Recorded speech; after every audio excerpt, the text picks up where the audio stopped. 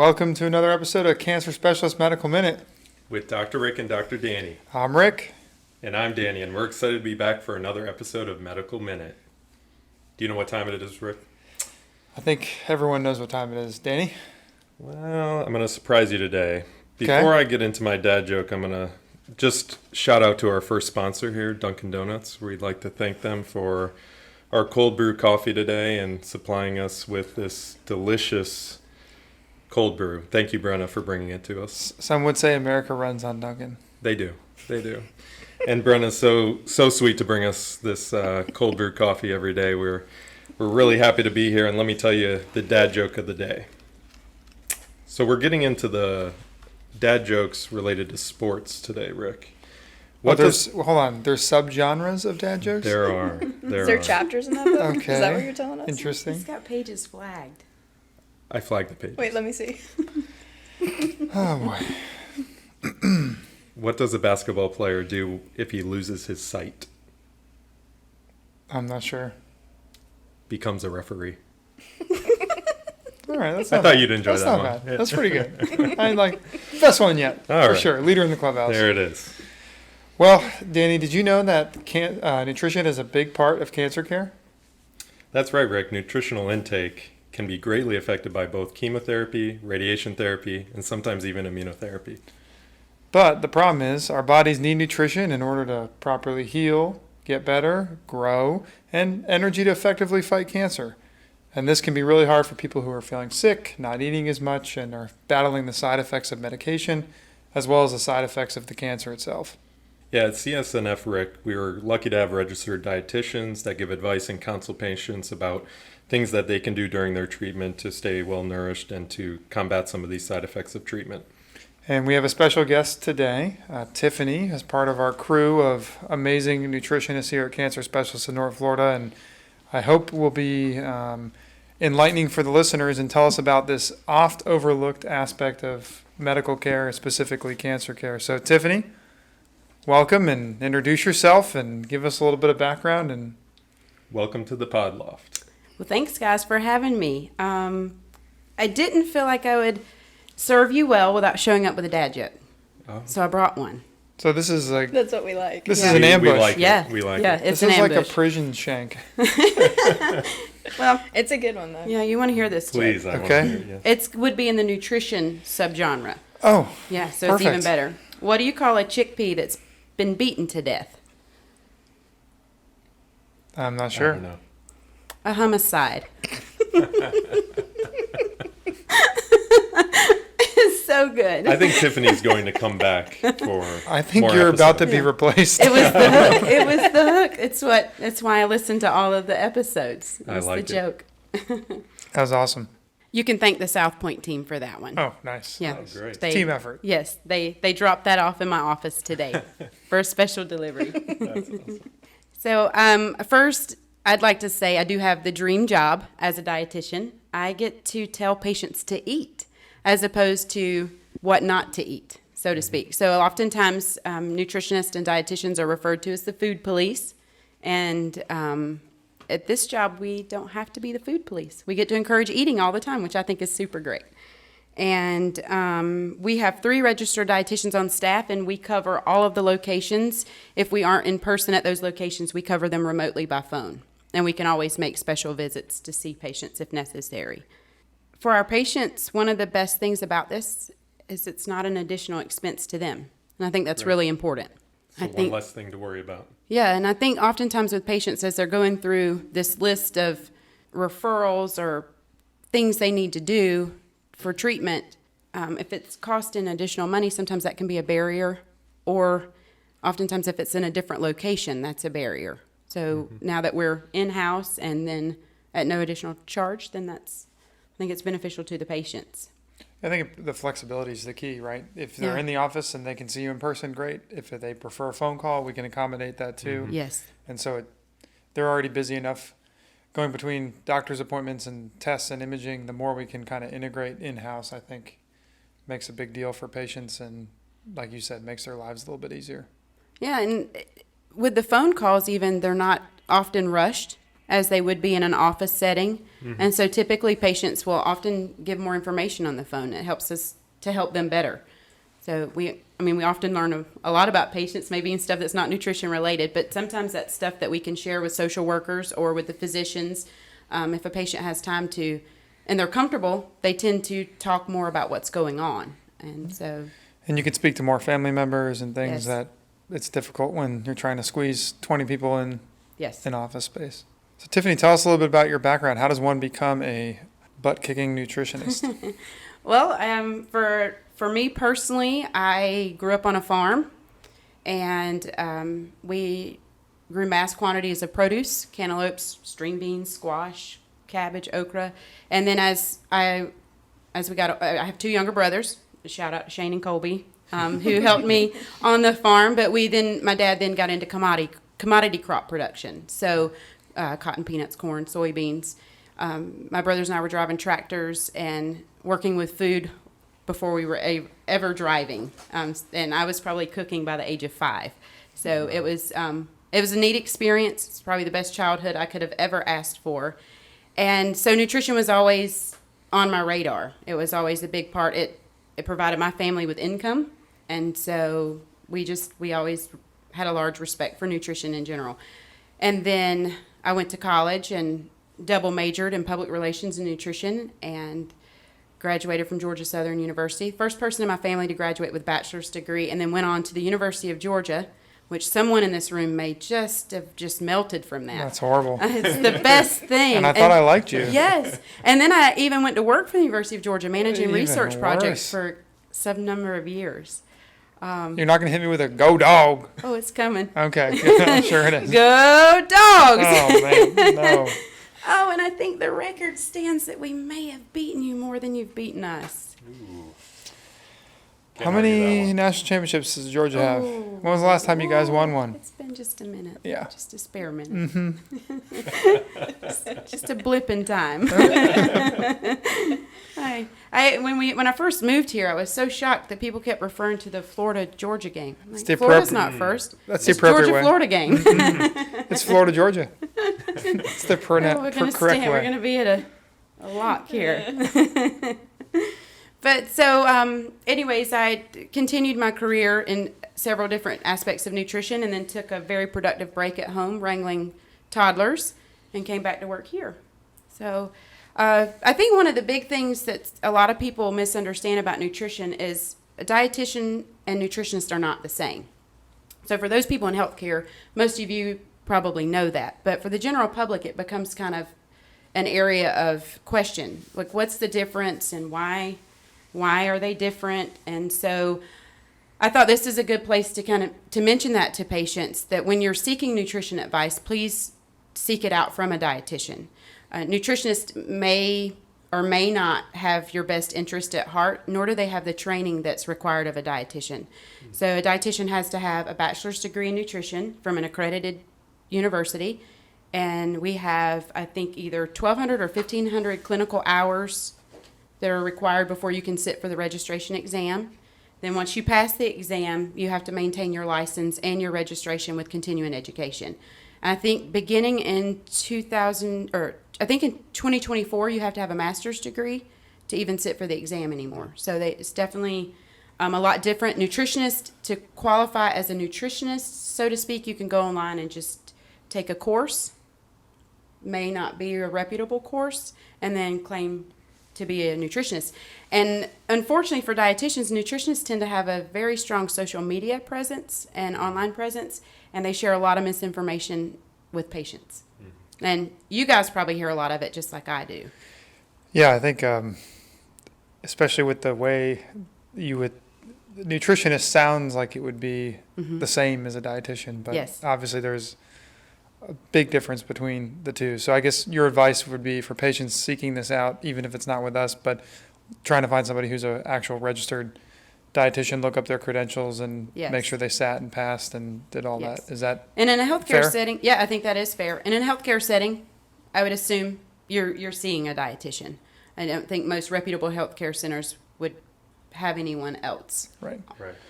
But if you're looking for someone online, then that's where you should be a little more cautious.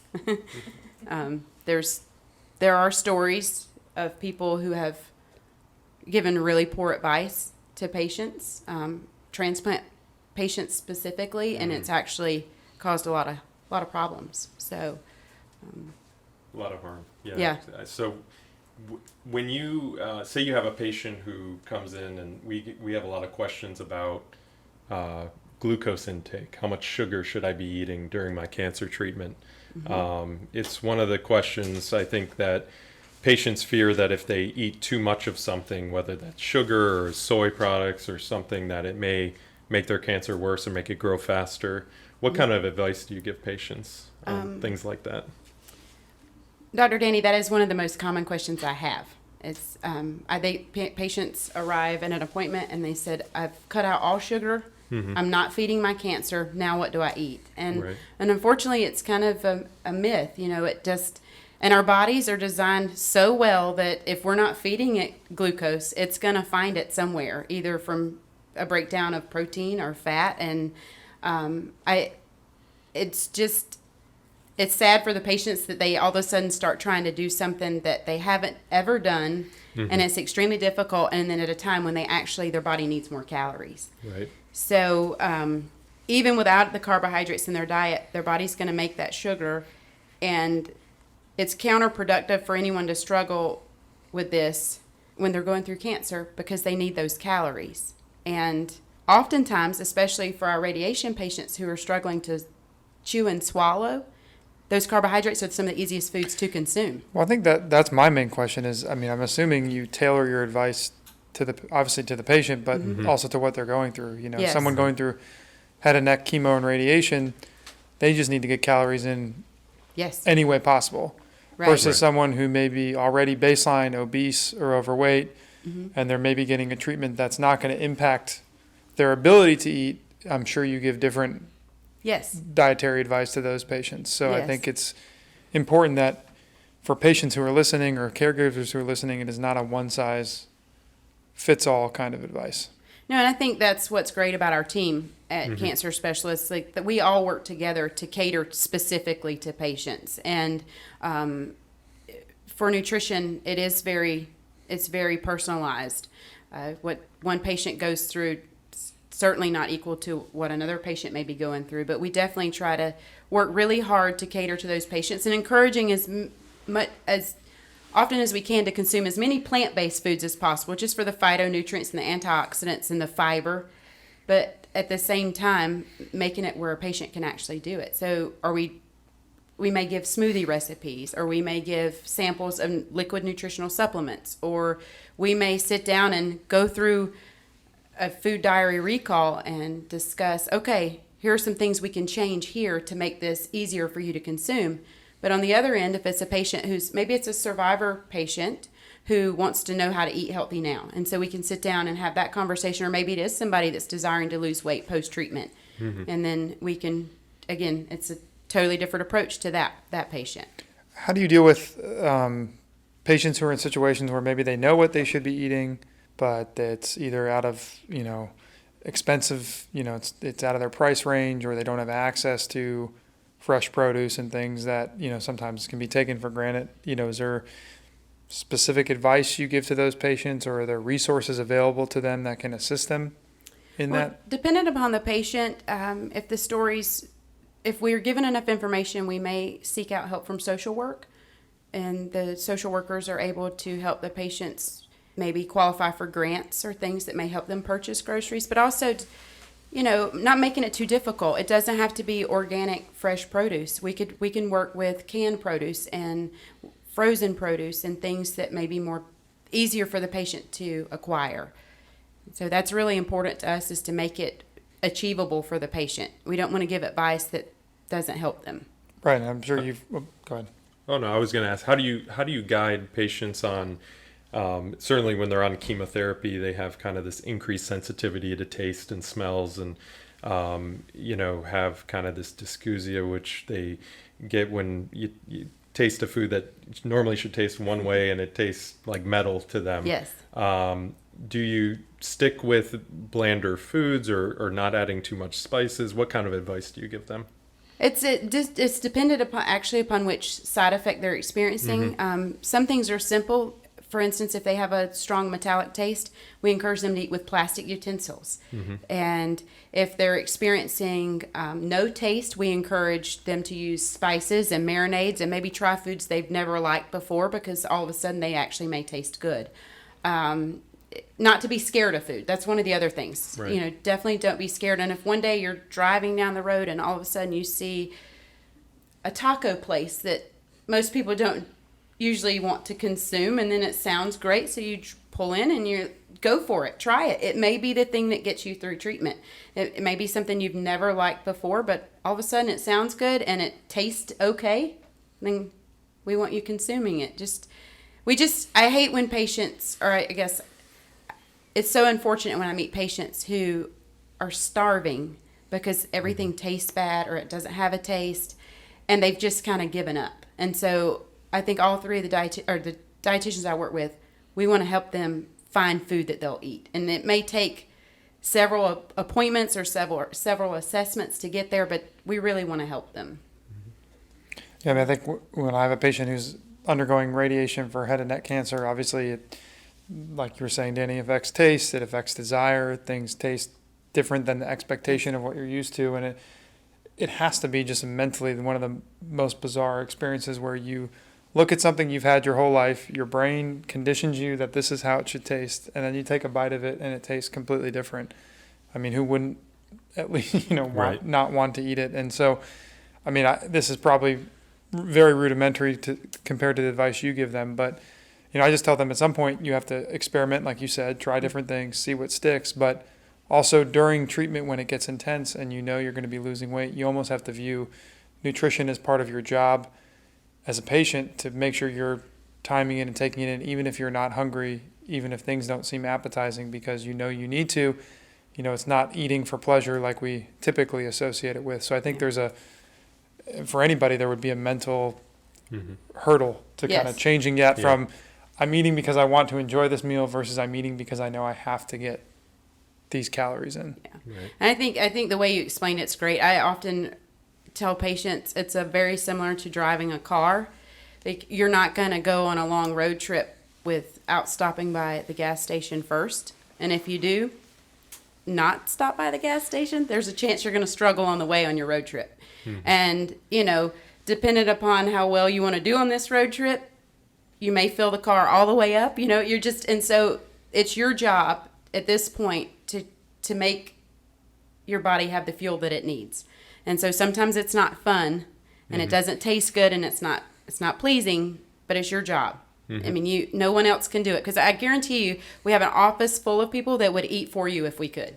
I mean, it's just... I would say it's one of the few times in life your doctor is going to tell you it's okay to gain weight and eat what you need to eat, because the calories are what's important in that acute phase. For sure. I mean, it's the one time a dietitian can say, eat that slice of cake and eat it well. Eat it proudly, enjoy it, and maybe do it again tomorrow. It's fine.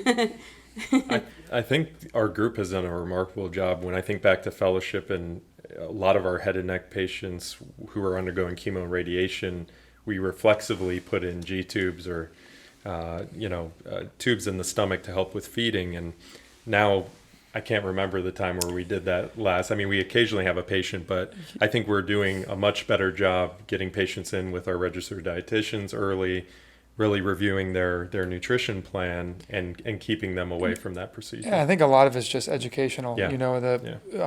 Unfortunately, there are plenty of institutions where it's reflexive to put in a feeding tube, and it helps in the short term, but it really, there's good data that suggests patients who have a feeding tube put in typically have worse regaining of swallowing function and things long term, because it is part of the classic, if you don't use it, you will lose it. So when you become completely reliant on a feeding tube, you're less likely to drink, eat from your mouth, and then those muscles, that whole mechanism of swallowing is a very complex ballet of muscles and your brain signaling and all this, and that can get thrown off. So there are certain cases where getting a feeding tube is unavoidable. If there's a blockage of the swallowing tube or there's something that physically prevents it from happening. But in cases where you don't need one, I think it's really important to have the multidisciplinary approach we have of getting people through treatment without it.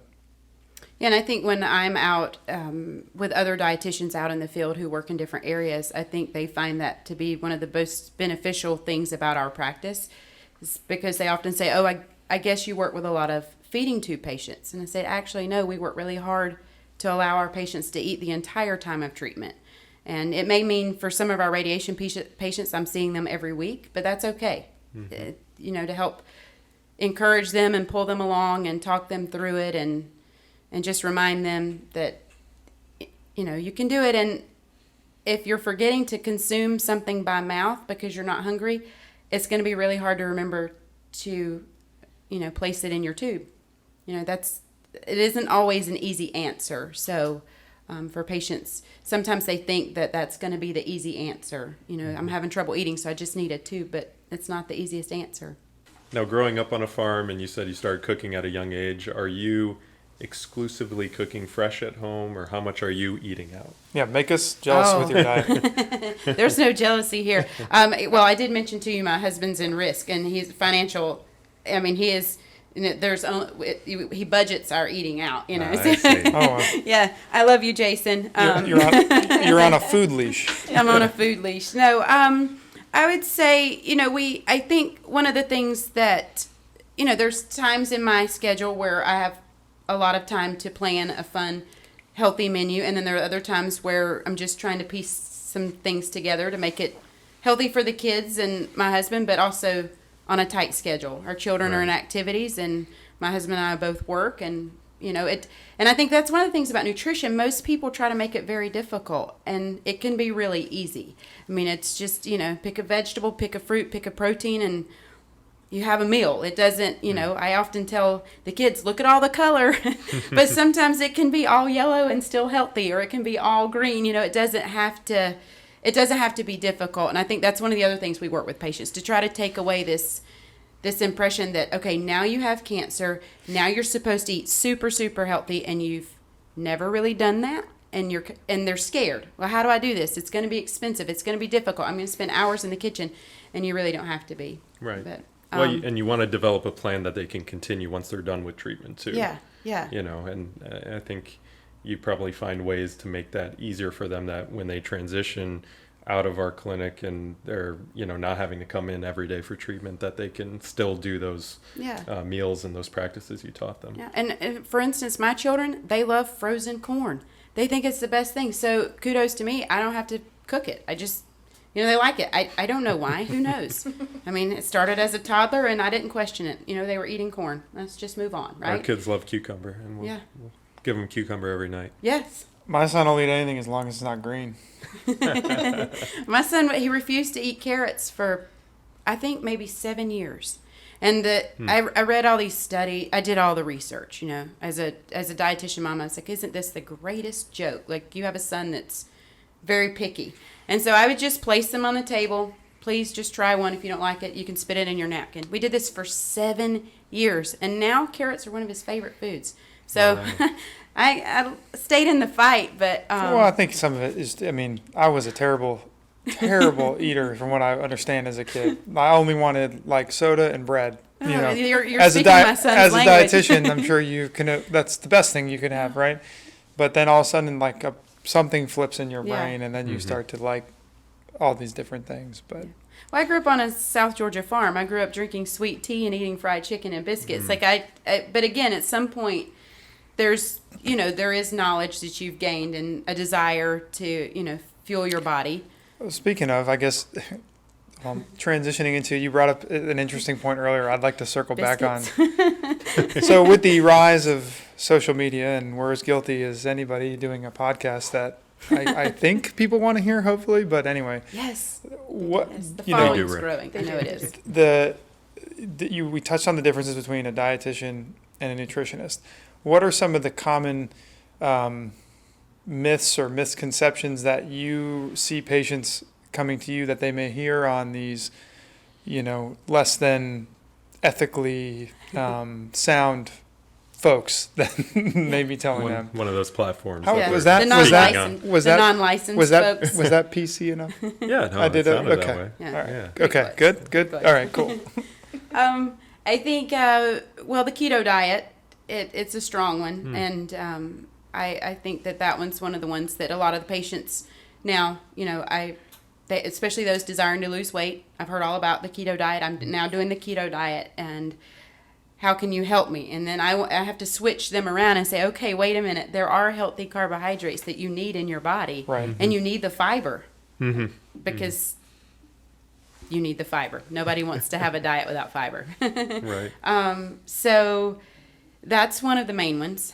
And the I'm trying to think of another one that's the patients talk a lot about. The sugar thing's a big thing for patients. My friends are all about some of these restrictive diets. So diets that maybe eliminate beans for some strange reason, or eliminate shade vegetables or shade plants, or eliminate Oddly specific. Yes, it's extremely yes, extremely strange elimination diets that maybe not limited sugar or limited processed sugar, but more of just foods that are healthy that I don't understand why you've taken them out of your diet. Like Maybe it's no a way fruit. might be a way to feel in control. Maybe rein things You back have, in. you have more dominion over your diet, Yeah. even if it doesn't make Even a if it's difference. just beans that maybe you didn't even like to begin with. Right. Exactly. What a sacrifice. No, such a sacrifice. I think from a dietitian, from my perspective, and all the research that's out there about plant-based diets and just fruits and vegetables, I can't imagine elimination of one of those unless you despise it Yeah, I think is beneficial. I mean, like kiwi you could take out of my diet and I would never miss. It's the one fruit I just don't Well, like. yeah, but to me, it's not. Obviously, there's some things that are healthier than others, but it's not a specific. You eliminate one thing and it's going to fix a magic problem. no. But if it gets you on the path to a better diet, I think then that's a good reason to do it. I think if a quote unquote keto diet means you eliminate sodas and processed carbohydrates, that's probably overall a good thing. As long as you don't replace it with bacon. Right, but you're getting it from somewhere. Right. You're getting your carbohydrates from a healthier Yes. source. So I think there's degrees versus just people who throw all their hat into one Yes.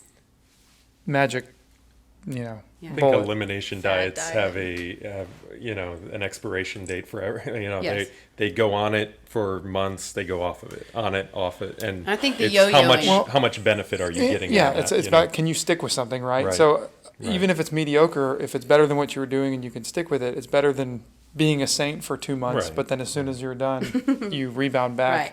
like you said, yo-yo. But I think it also speaks to the, and so unfortunately the health messaging sometimes in this country is pretty.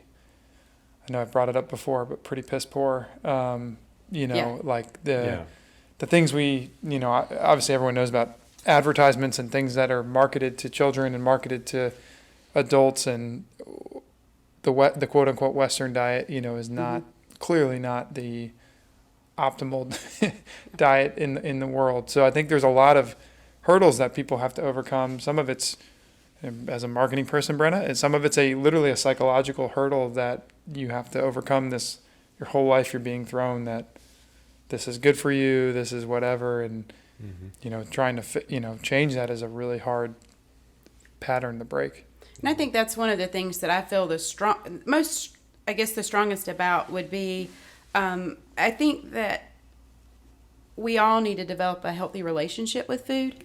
Oftentimes it's referred to as good or bad, or and people want to put it in these categories.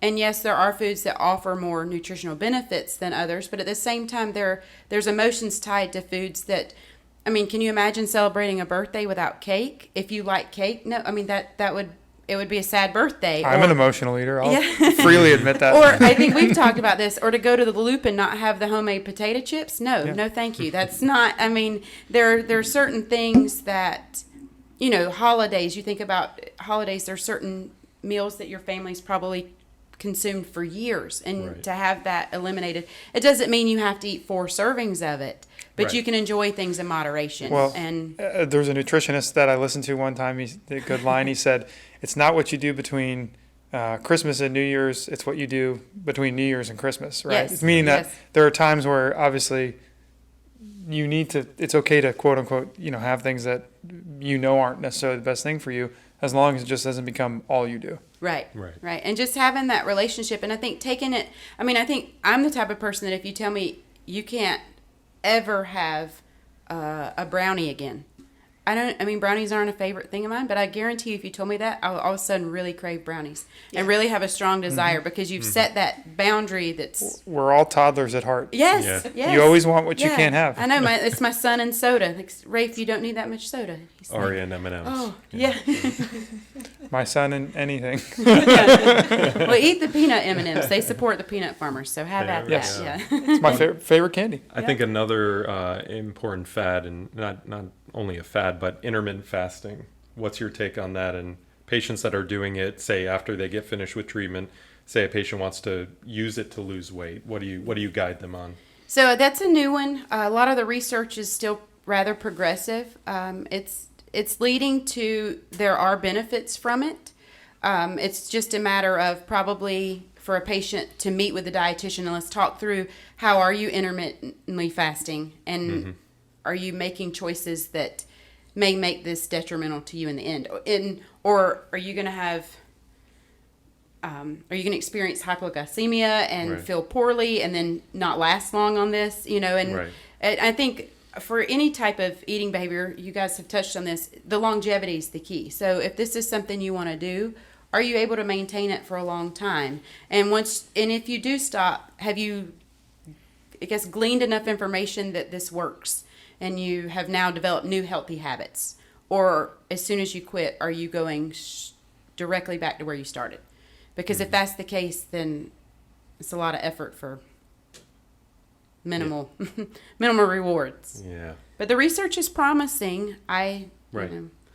I like breakfast. I like breakfast early in the morning, so I'm probably never going to be great at intermittent fasting, but kudos to people who can wait. You'd have to cut off your food intake pretty early in the day. Yeah, to I would make have that to. work. Yeah, I would have to because I love breakfast, but probably by like 4 o'clock, I would have to stop eating.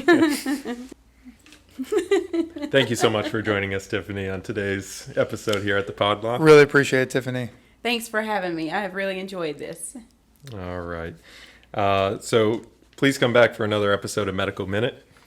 And if you have any suggestions on things we should talk about, questions you'd like answered, or you just want to say hi, please email us at medicalminute@csnf.us.